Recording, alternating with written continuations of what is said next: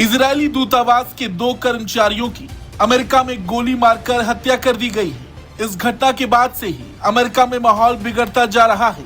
ये घटना अमेरिका की राजधानी वॉशिंगटन में हुई। यहाँ कैपिटल जूइश म्यूजियम के बाहर इजरायली दूतावास के कर्मचारियों को गोली मारी गई है। इस म्यूजियम में अमेरिकन जूइश कमेटी की ओर से एक कार्यक्रम का आयोजन किया जा रहा था।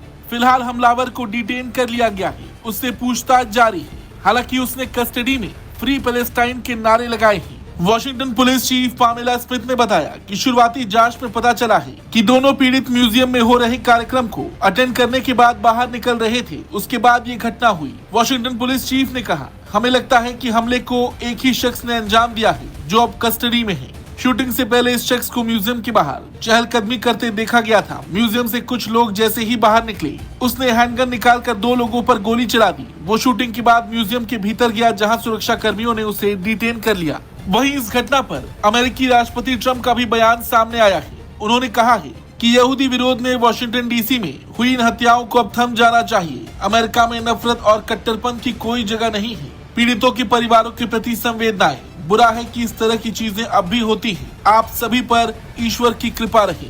वहीं वॉशिंगटन में इजरायली दूतावास के प्रवक्ता टेल नईम कोहेन ने कहा कि इजरायली दूतावास के 2 कर्मचारियों को बेहद करीब से गोली मारी गई। ये दोनों कर्मचारी एक यहूदी कार्यक्रम में हिस्सा ले रहे थे। हमें स्थानीय और संघीय दोनों स्तर पर प्रशासन पर पूरा भरोसा है कि हमलावरों को पकड़ा जाएगा और इजराइल के प्रतिनिधियों और यहूदी समुदाय की रक्षा की जाएगी। अमेरिकी विदेश मंत्री मार्को रूबियो ने भी इजरायली कर्मचारियों पर हुए हमले की कड़ी निंदा की। उन्होंने कहा कि हम वॉशिंगटन डीसी में इजरायली दूतावास के 2 कर्मचारियों की हत्या की कड़े शब्दों में निंदा करते हैं। हमारी दुआएं पीड़ितों के साथ हैं। ये कायराना यहूदी विरोधी हिंसा है। हम इस हमले के जिम्मेदार लोगों को कटघरे में लेकर आएंगे। ये गोलीबारी जिस यहूदी म्यूजियम के बाहर हुई, वहाँ एक कार्यक्रम हो रहा था जिसका आयोजन अमेरिकी जूइश समिति ने किया था। फिलहाल FBI की जॉइंट टेररिज्म टास्क फोर्स इस घटना की जांच कर रही है। इस पूरे मामले पर FBI निदेशक काश पटेल ने कहा कि मुझे और मेरी टीम को वॉशिंगटन में जूइश म्यूजियम के बाहर शूटिंग की जानकारी दी गई। हम MPD के साथ मिलकर काम कर रहे हैं। पीड़ितों और उनके परिवार वालों के लिए दुआ करें। हम जल्द आपको इस बारे में और जानकारी देंगे। जिस हमलावर को डिटेन किया गया है,